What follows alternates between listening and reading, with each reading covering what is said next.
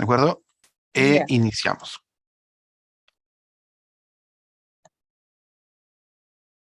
Perfecto.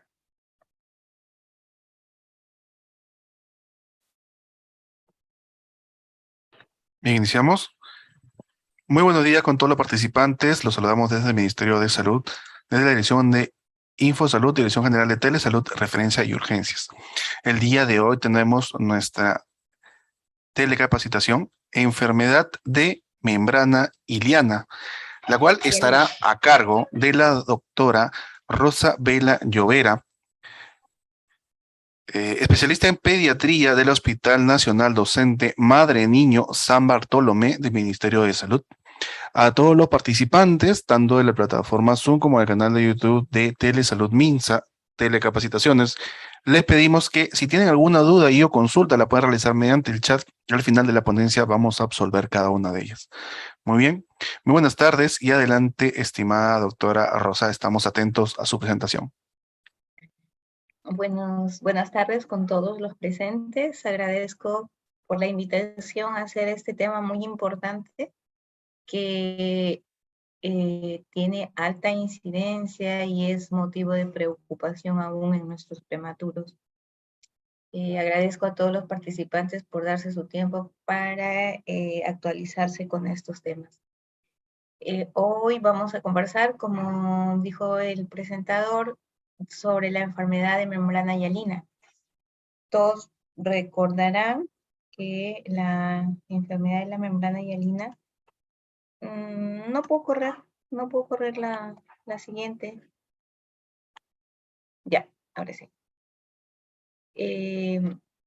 Todos recordaremos que la enfermedad de las membranas hialinas es un diagnóstico anatomopatológico en la cual se visualizan esas estructuras que se forman cuando el pulmón se daña tanto, el pulmón de un prematuro, ¿no? Entonces, también se le conoce como síndrome de distrés respiratorio tipo 1, enfermedad por déficit de surfactante pulmonar, que sería lo más adecuado. Es un trastorno agudo, ¿no?, pulmonar generado por el déficit, ¿no?, como hemos dicho, en la producción de este líquido surfactante pulmonar, que va a conllevar a toda una cascada de reacciones y que al final lo que ocasiona toda la clínica es el colapso alveolar progresivo y difuso. Entonces, esto se produce en un pulmón verdaderamente inmaduro.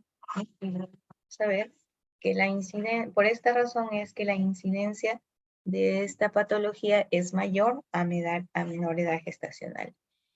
Es la patología no infecciosa más importante en la edad neonatal, ¿no? Ahora, sobre todo, que nos enfrentamos a atender bebés de muy corta edad gestacional. Así vemos que entre los chiquititos de 24 a 25 semanas puede presentarse hasta en el 92%, ¿no? Inclusive en los lugares más desarrollados, en las ciudades más desarrolladas, y esta incidencia va disminuyendo y aún en los mayores de 34 o 35 semanas todavía es posible encontrarla, ¿no?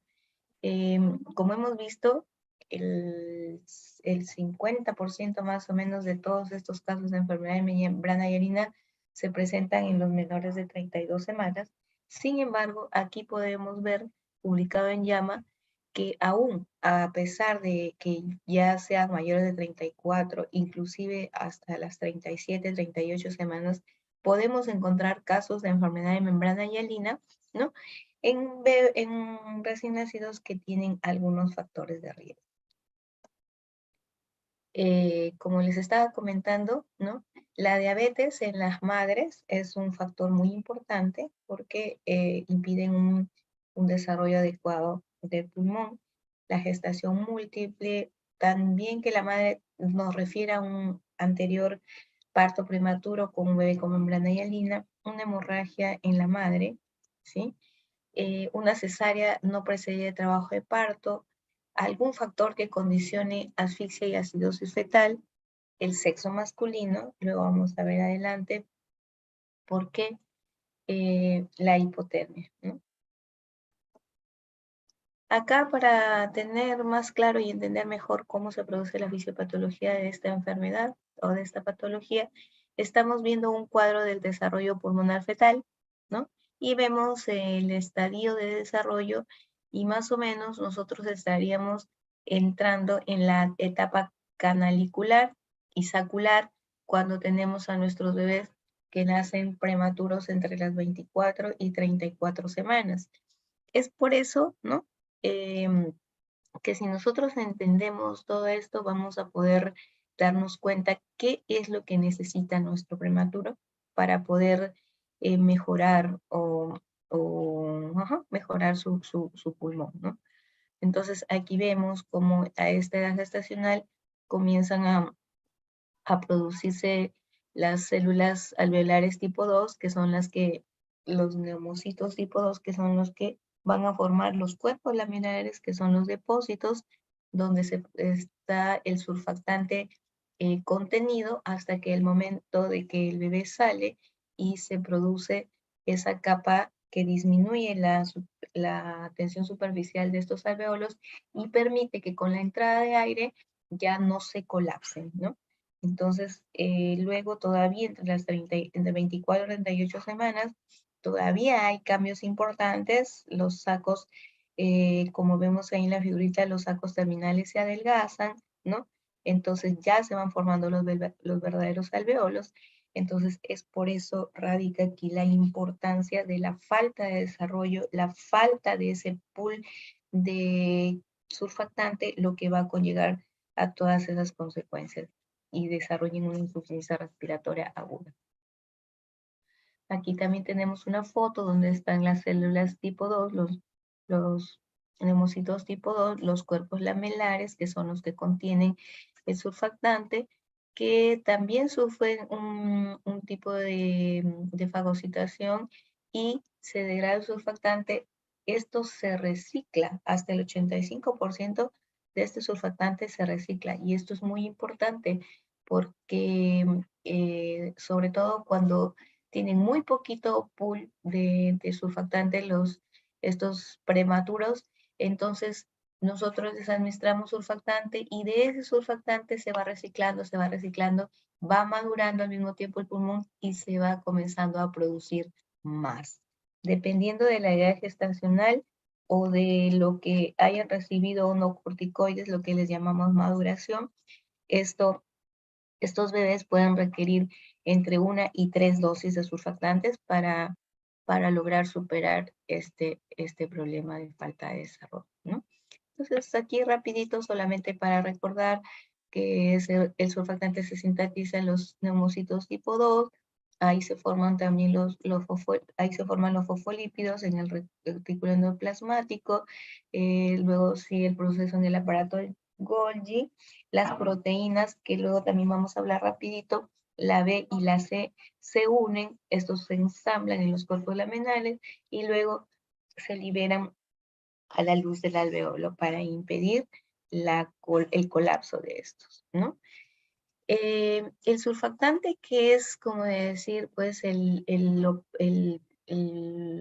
producto, la sustancia principal, la que falta, ¿no? Ya hemos visto que comienza a, a producirse a partir de la semana 20 de gestación. Su composición básicamente es de fosfolípidos, o sea, ¿no? Parte de triglicéridos y de proteínas, ¿no? 90% lípidos, 10% proteínas. Entonces, de esos fosfolípidos que se unen con estas proteínas, tenemos dos tipos de proteínas, las hidrófobas y las hidrófilas, ¿no? Entonces, vamos a ver aquí cuáles son las más importantes, las que se unen para formar el surfactante. La proteína A es una proteína de respuesta inmune que protege al pulmón, ¿sí? Facilita la fagocitosis y clearance de los patógenos que ingresan a la vía respiratoria. La proteína B sí es importante, porque ya hemos visto que está al enlazarse a los fosfolípidos son los que ayudan a disminuir la tensión superficial. Hay una patología que podría iniciar o pensarse que es una enfermedad de membrana hialina, que es una deficiencia de esa proteína que conduce a muerte del recién nacido. La proteína C también es importante porque se ha visto que estimula la inserción de los fosfolípidos y hace que el surfactante sea más fuerte, ¿no? Y más resistente,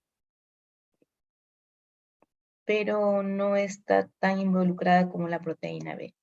Y la proteína D también, como la proteína A, favorece una respuesta innata del huésped, ¿no? Sin embargo, las más importantes son la proteína B y la proteína C.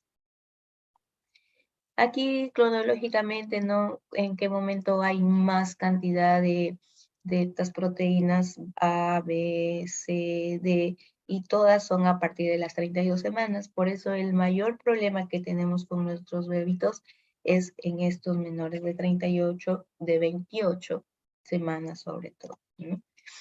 Estamos hablando también de los componentes de los lípidos. Tenemos el más importante, el fosfatidilglicerol, ¿no? Con este fosfatidilglicerol que se eleva a partir de las 35 semanas, podemos hacer unas pruebas de maduración, nos sirven para hacer unos test de maduración pulmonar en el líquido amniótico y ver si es que este pulmón está maduro. Sin embargo, hay algunas características o condiciones en las cuales no es muy valedero esto, ¿no? Y también otra forma que se ha encontrado de tal vez predecir qué tan severa será la enfermedad membranaria en el bebé es el recuento de cuerpos laminares lamelares en el líquido amniótico. ¿Qué factores estimulan la producción de surfactante? Ya sabemos, es muy conocido los corticoides, el estrés, los beta-adrenérgicos, la prolactina, la tiroxina, factores de crecimiento y hormonas como el estradiol. ¿Y qué lo inhiben? La insulina y los andrógenos. Por eso es que los hijos de madre diabética, por eso es que los niños de sexo masculino son los que tienen mayor factor de riesgo en la misma edad gestacional que las mujeres. Entonces, nuevamente volvemos al punto inicial. El kit del asunto aquí es el surfactante pulmonar. Esa es la clave. ¿Qué va a conllevar? Como sabemos que el surfactante hace que disminuya la tensión superficial en el alveolo, que no se colapse, ¿no? Entonces, la consecuencia va a ser la disminución de este volumen pulmonar, atelectasias progresivas con áreas grandes que pueden estar perfundidas y no perfundidas. Si están perfundidas, si está colapsado, ahí pues va a haber una mala relación ventilación-perfusión, y eso puede llevar a un mal intercambio gaseoso con retención de CO2, ¿no? Y al mismo tiempo, como hay áreas que no están ventiladas, que no están colapsadas y probablemente sí estén irrigadas, entonces eso va a llevar también al mismo tiempo una retención de CO2 y una disminución de la PO2, ¿no? O sea, una hipercarbia y una hipoxemia, que si esto continúa, se va a producir primero una acidosis respiratoria, una acidosis mixta, metabólica, una acidosis mixta. ¿Qué otros factores? Pues estamos en un bebé que si tiene 28, 20, 30, 26 semanas, pues es inmaduro en todos sus sistemas, ¿no? En todo su organismo. Por eso igual va a haber inmadurez o un desarrollo inadecuado, una falta de desarrollo en la vía respiratoria superior también. Gran distensibilidad de la pared torácica porque sus tejidos, sus costillas, son todavía frágiles. La musculatura diafragmática es débil, se fatiga, ¿no? Y además los mecanismos de control central respiratorios todavía están inmaduros. A eso se suma que pueden hacer apnea en respuesta a una a unas secreciones o a una posición del cuello o simplemente por la edad gestacional que tienen. Como les dije, esto se traduce en que va a haber disminución de la compliance, inclusive a 1/10 de lo normal, o sea, una caja torácica chiquitita que no se distiende normalmente, un volumen corriente pequeño, mucho trabajo respiratorio para tratar de mantener ese volumen, disminución en la capacidad residual funcional y, como hablamos anteriormente, alteración en la ventilación-perfusión. Todo empieza con el déficit de surfactante que provoca aumento en la tensión superficial, ¿no? Entonces, al aumentar la tensión superficial va a haber colapso alveolar. Ese colapso provoca, por un lado, atelectasia, que se van sumando alvéolos atelectásicos. Entonces, ahí de todas maneras va a haber un cortocircuito porque van a haber zonas aireadas y zonas perfundidas, pero no aireadas, ¿no? Y otras y viceversa. Esto va a llevar a la si hay atelectasia, va a disminuir la capacidad residual del pulmón, ¿no? Va a haber disminución en la capacidad de ventilar el pulmón. Eso, como hemos dicho, lleva alteraciones de la relación ventilación-perfusión. Por otro lado, también se va a producir inflamación, llegan los macrófagos, degradan, hay daño del epitelio respiratorio, edema pulmonar, aumenta la resistencia de la vía respiratoria, se provoca hipertensión pulmonar que complica todo lo que hemos hablado anteriormente, ¿no? Entonces, eh, todo esto sumado a que va a haber un aumento de trabajo respiratorio compensatorio, ¿no? Que lleva a fatiga muscular porque sus tejidos son frágiles todavía, no están muy bien desarrollados, por todo el cortocircuito y la hipertensión pulmonar que se ha producido a hipoxemia, hipercapnia, todo eso conlleva a la insuficiencia respiratoria con la que vemos al bebé con enfermedad de membrana hialina y sobre todo si no ha recibido el corticoide prenatal. Cuando escribo cuadro clínico, historia clínica, me refiero a la insuficiencia respiratoria que se iniciaba cuando todavía no habían las medidas que tenemos ahora, ¿no? Una insuficiencia respiratoria que se iniciaba en las primeras horas de recién nacido, que avanzaba rápida y progresivamente de 6 horas, porque como hemos mencionado, no había reservas de surfactante, ¿no? Dependiendo de la edad gestacional. Sí podían haber un intervalo de minutos o algunas horas, un intervalo libre, o sea, como una ventana en el cual todavía no había mucha dificultad respiratoria con todas sus consecuencias, porque de un porcentaje de un pool que nosotros podríamos esperar de 100, por decir, tiene 10. Entonces eso va actuando y se va gastando y se va consumiendo y se recicla muy poquito, ¿no? Entonces, cuando pasaba esto, había un periodo de empeoramiento entre las 48 a 72 horas, en que ya lo podíamos encontrar con toda la sintomatología del bebecito. Luego, si es que estos bebés sobrevivían a estas 48 a 72 horas, había como una estabilización de la sintomatología y luego ya se producía el periodo de recuperación asociada a que ya comenzaba a producirse el surfactante endógeno de lo que se había reciclado, ¿no? Y que ya había un poco de maduración más de los neumocitos y ya entonces comenzaba a resolverse el problema y como había gran cantidad de líquido acumulado allí, esto al resolverse originaba una diuresis marcada. Eso ya no se da ahora en la etapa de los corticoides, en la etapa del surfactante profiláctico o de rescate precoz. Sin embargo, tal vez en algunas provincias todavía alejadas, donde no tienen acceso a estos recursos todavía, por la idiosincrasia de la gente, porque todavía no hace control, etcétera, podemos ver la historia natural de la enfermedad. ¿Qué cuadro clínico? Un cuadro clínico típico de dificultad respiratoria, que lo podremos valorar con el test de Silverman-Andersen, ¿no? Pero además tenemos taquimia, ¿no? El bebé comienza a respirar rápido porque pierde volumen, ¿no? Entonces, trata de compensar para así acelerando su respiración. Puede haber presencia de cianosis, ¿no? Cianosis progresiva, de acuerdo a la gravedad que se podría relacionar o que se relaciona directamente con la edad gestacional, eh, em, en forma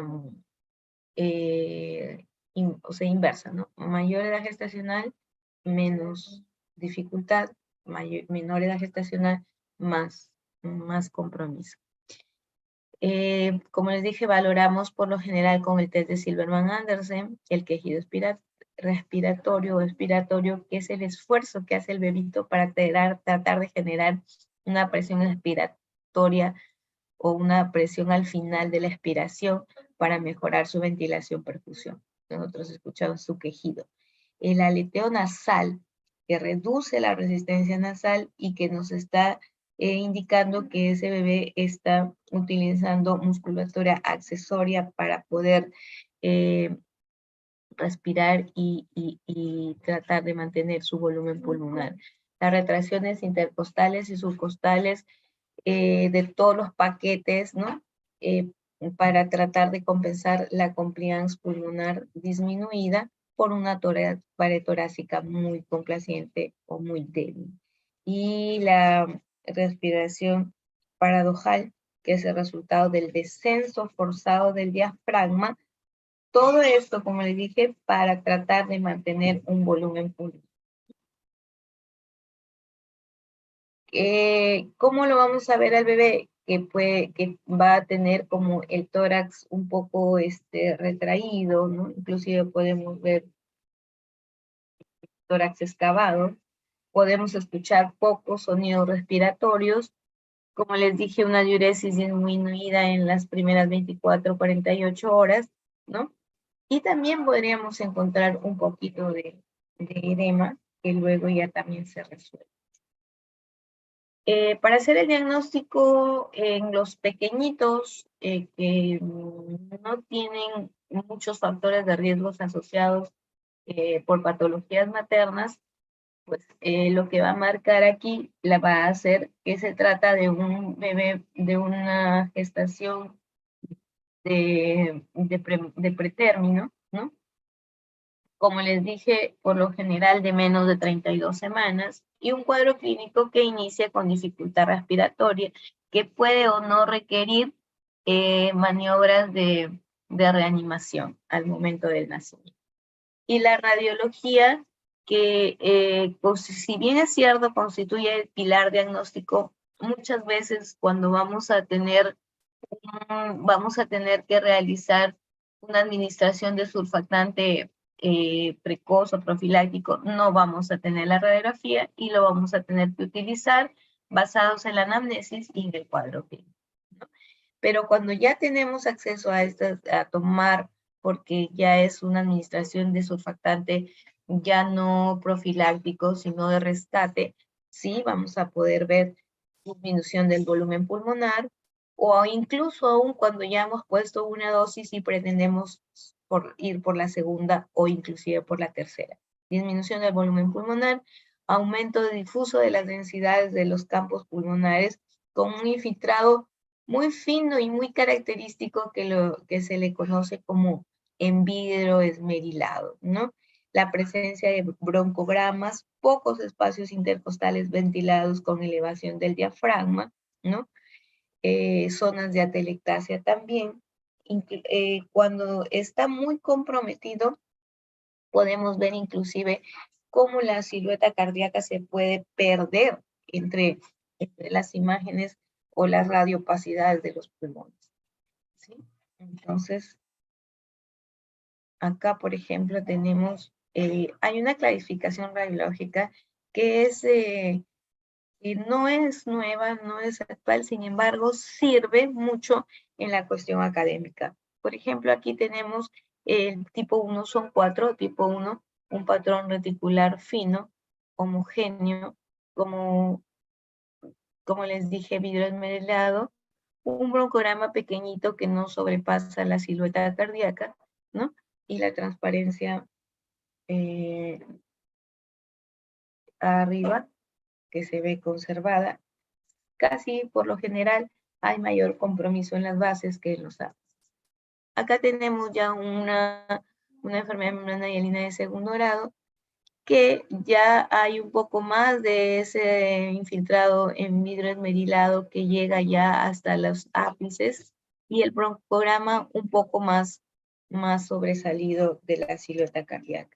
Tenemos uno tipo 3 que ya es más difuso, ¿no? Y el 4 que ya es un pulmón blanco, que prácticamente no, inclusive ya no se ven ni broncogramas y que más o menos toma la radiopacidad del corazón y del diafragma. Acá tenemos una imagen más o menos de una taquine leve que tiene, perdón, de una enfermedad de membrana hialina leve, que inclusive podría uno decir esto puede ser una taquimia transitoria, ¿no? O algo sugerente de que el pulmón está normal, siempre haciendo la correlación con la clínica del bebé y con la gasometría también, ¿no? Acá ya vemos que hay ese aspecto vidrio esmerilado generalizado y podemos ver unos broncogramas que no sobresalen o sobrepasan la silueta cardíaca. Acá ya tenemos un pulmón que más o menos correspondería al tercer o cuarto grado, que aún se pueden ver los broncogramas e inclusive que sobrepasan esta silueta, ¿no? Aquí también tenemos broncogramas y acá tenemos el infiltrado retículo nodular y este otro pulmón totalmente blanco, ahí donde no se diferencia ya la silueta cardíaca ni el hígado, ni la silueta hepática, ¿no? Acá también tenemos otro pulmón blanco. Entonces ahora vamos a pasar al manejo. De acuerdo a las recomendaciones del Consenso Europeo, tenemos varios puntos o escenarios en los que vamos a actuar para tratar de disminuir la insuficiencia respiratoria y las complicaciones que puede conllevar.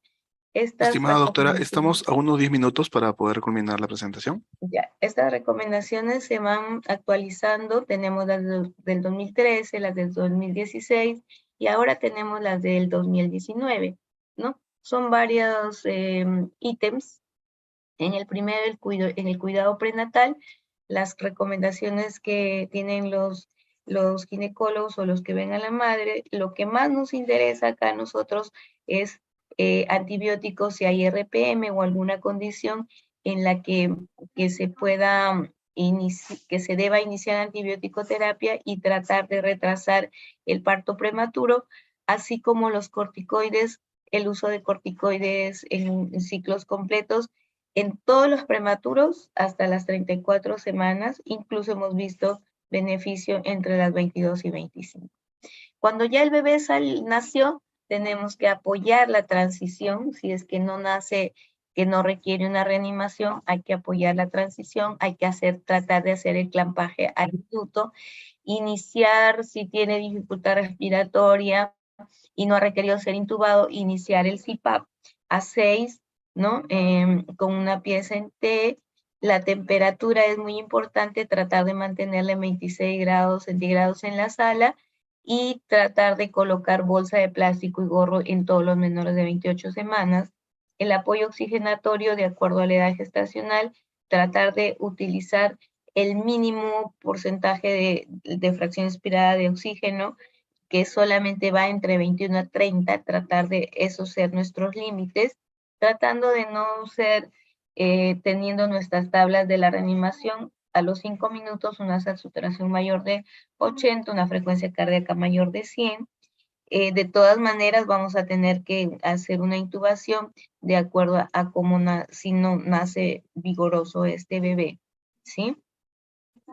Luego tenemos acá la terapia con surfactante, ya sabemos que es lo más importante, ¿sí?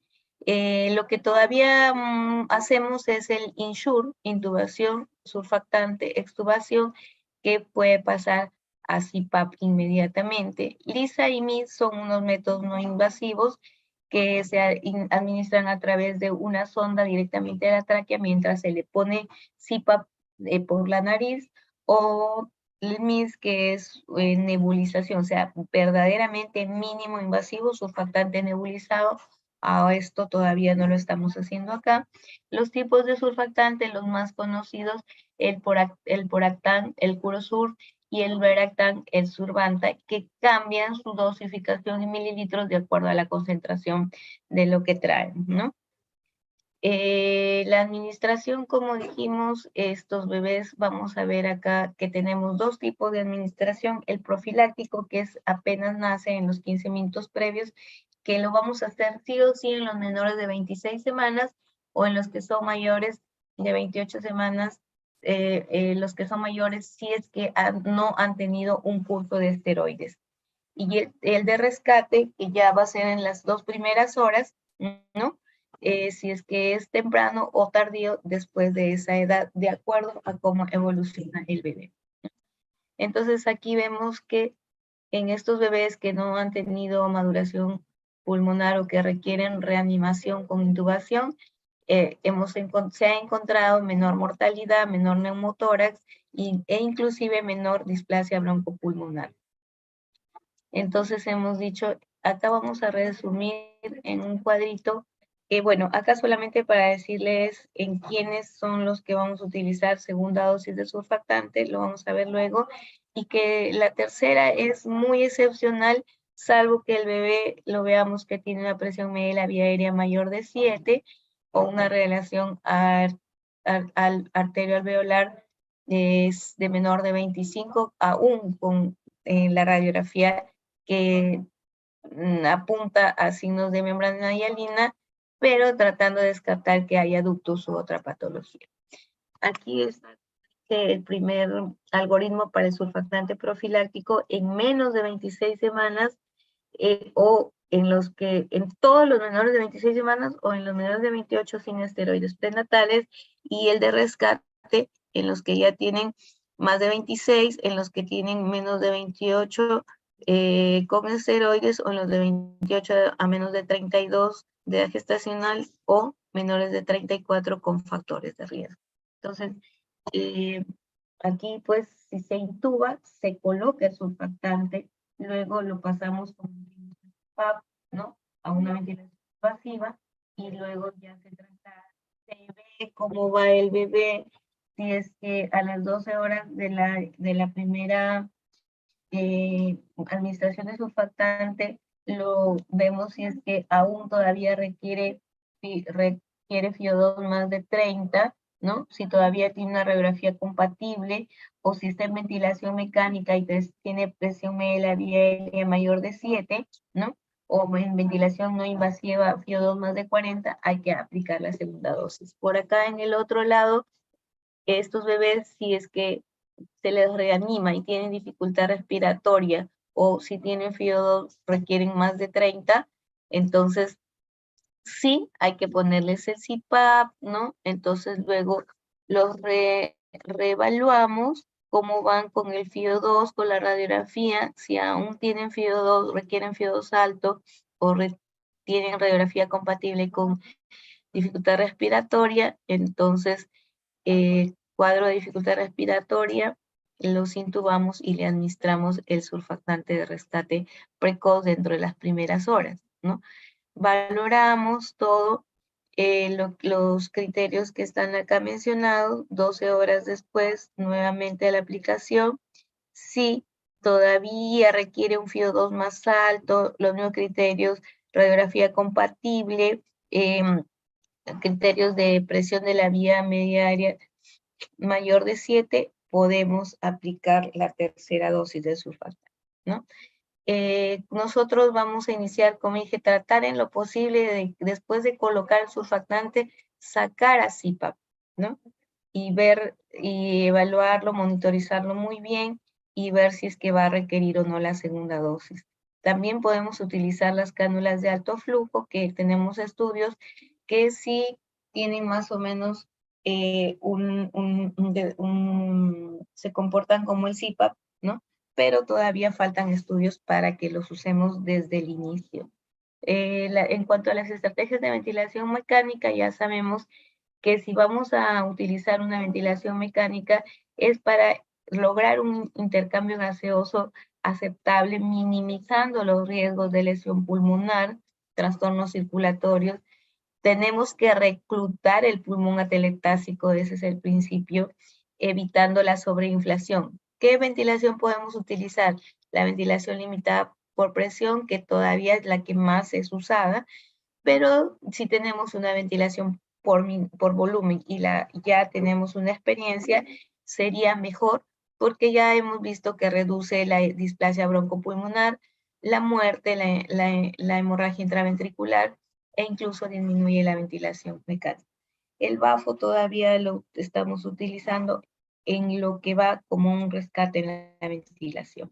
Además tenemos otras medidas, terapia con cafeína para evitar hacer más rápido el destete, la hipercamia pervasiva y los esteroides postnatales en los bebés que están más de una semana en ventilación y que aún no logran destetarse, ¿no? Tenemos siempre que mantener una temperatura entre los niveles adecuados, la humedad también en las incubadoras, muy importante el soporte de líquidos y nutricional, tratando de no darles tanto volumen que lo podamos hacer más difícil su ventilación, perfusión, y ni tampoco tan poquito que los deshidratemos.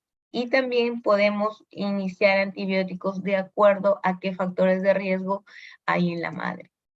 Y por último, también la otra parte importante, manejo de la presión sanguínea de estos bebés y de la perfusión, tratando de mantener una hemoglobina dentro de los límites aceptables de acuerdo a la condición que tengan e iniciar el tratamiento inotrópico si es que hubieran signos de hipoperfusión, oliguria, acidosis, más iniciando con dopamina y posteriormente, si es necesario, dopamina y dobutam. Es todo lo que les he traído resumido porque pues es muy amplio el tema de la membrana hialina y sobre todo últimamente hay muchas cosas que están cambiando porque cada vez hay más avances, cosas nuevas y muy interesantes que se están ensayando y que al parecer son beneficiosas porque no son tan invasivas ni tan agresivas como antes. Todo un bebé con su membrana hialina ingresaba una ventilación mecánica. Muy bien, perfecto. Muchísimas gracias por su presentación, estimada doctora Rosa Mela. Vamos a leer unas preguntas que tenemos en el chat, sí, rápidamente, para que nos puedan contestar. Primera pregunta que ha llegado dice así: el paciente está en FIO2 menor a 0,4. ¿Se podría iniciar surfactante? Solamente te dice así la pregunta, menor a 0,4.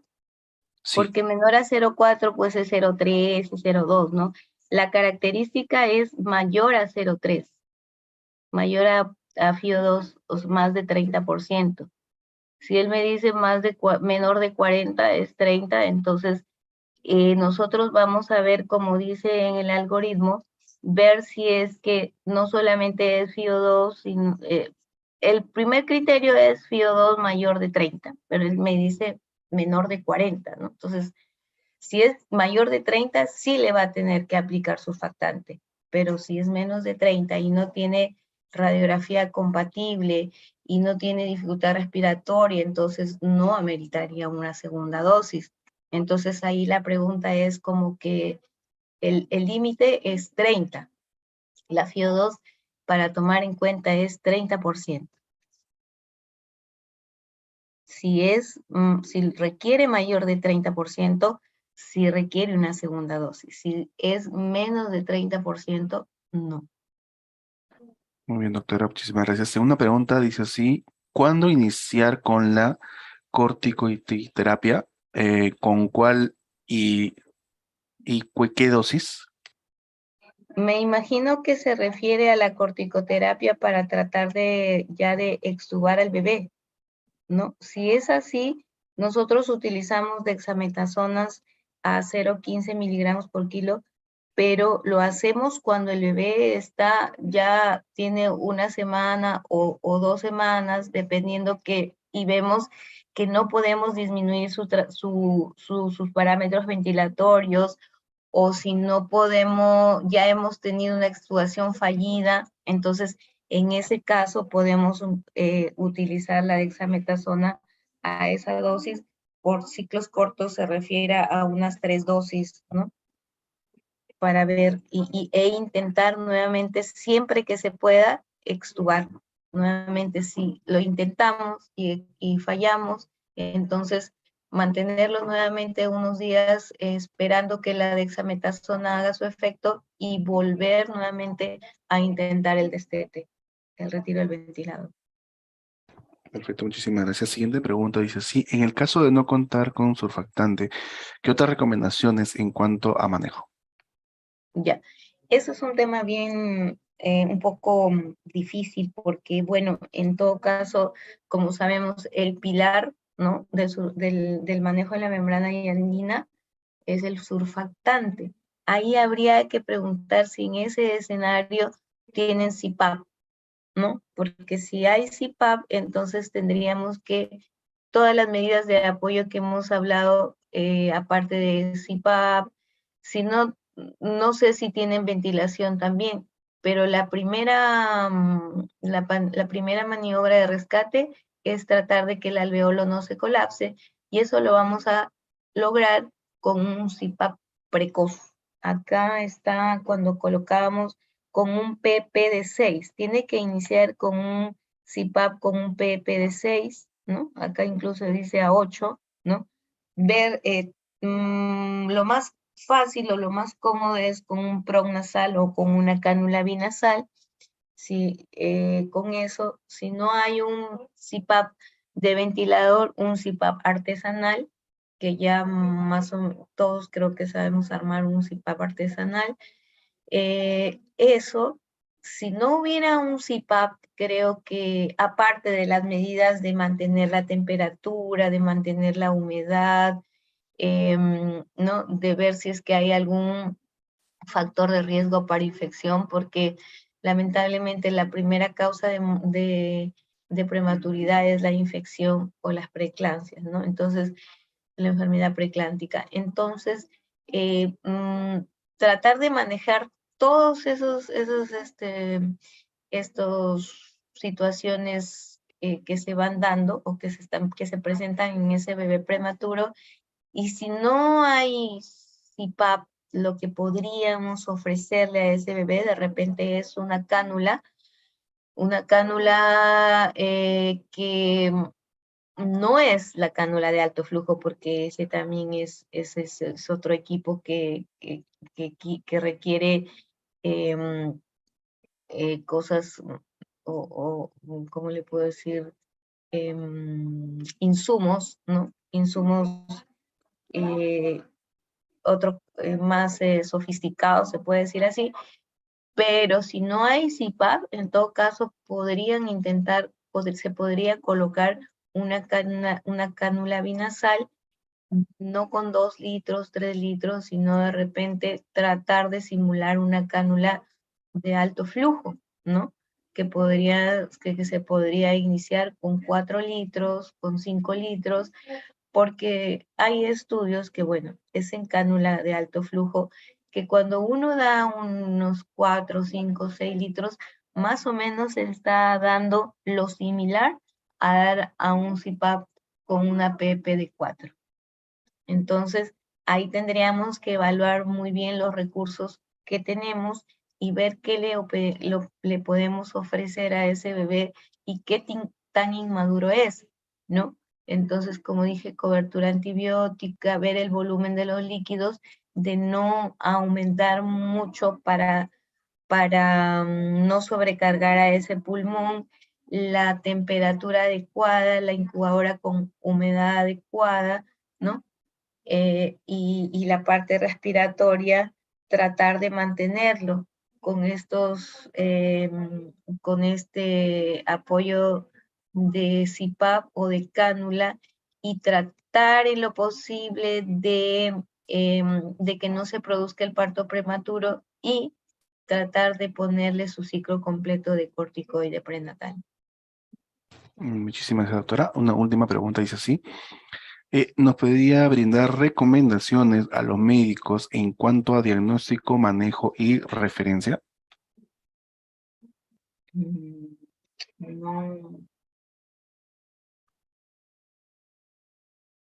no entendí muy bien la pregunta. O sea, Sí, si le podría brindar unas recomendaciones a los médicos en cuanto al diagnóstico, manejo y referencia.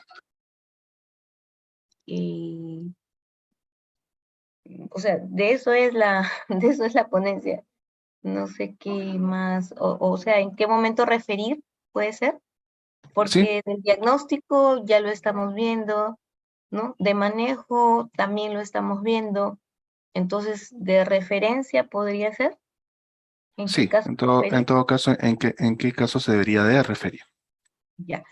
¿En qué casos de referir? Si nosotros no tenemos el nivel resolutivo para recibir al bebé, debemos hacer la referencia intrauterina en la medida de lo posible. Entre que se refiere, hay que madurar, hay que colocarle la betametasona. Si no hay betametasona en provincia, la dexametasona intramuscular a la madre. eh, Ofrecer antibióticos si es que hubiera una causa que puede ser la que desencadena el parto prematuro.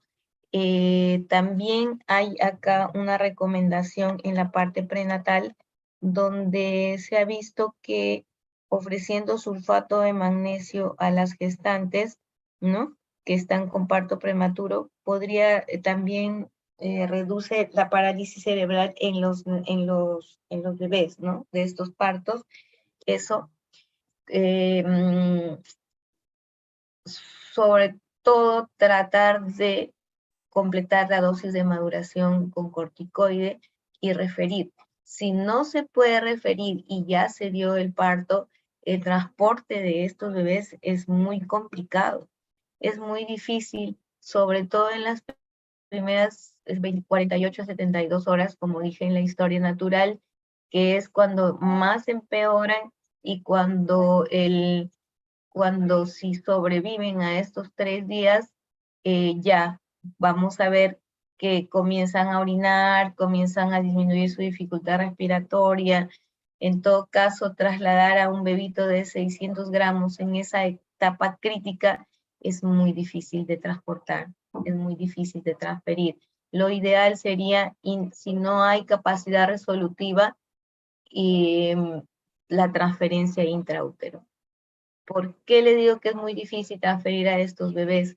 Porque, primero, para el transporte, por lo general, tenemos dificultades con las incubadoras de transporte, debemos llevar oxígeno, debemos llevar un mezclador, debemos transportar con un tubo dando ventilación a presión positiva.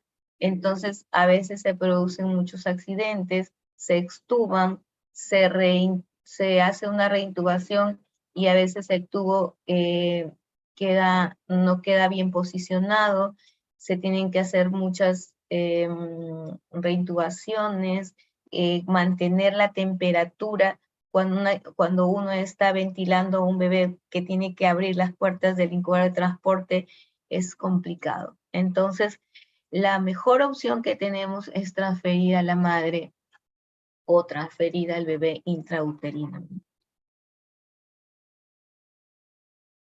Perfecto, muchísimas gracias, estimada doctora Rosabela Llovera, por la telecapacitación que el día de hoy nos ha obsequiado por parte del Hospital Nacional Docente Madre Niño San Bartolomé. Muchísimas gracias por la presentación del día de hoy. Le esperamos en próximas telecapacitaciones. Muy agradecidos con todos. Que tengan buenas tardes. Espero que haya sido de ayuda en la ponencia. Muchísimas gracias nuevamente.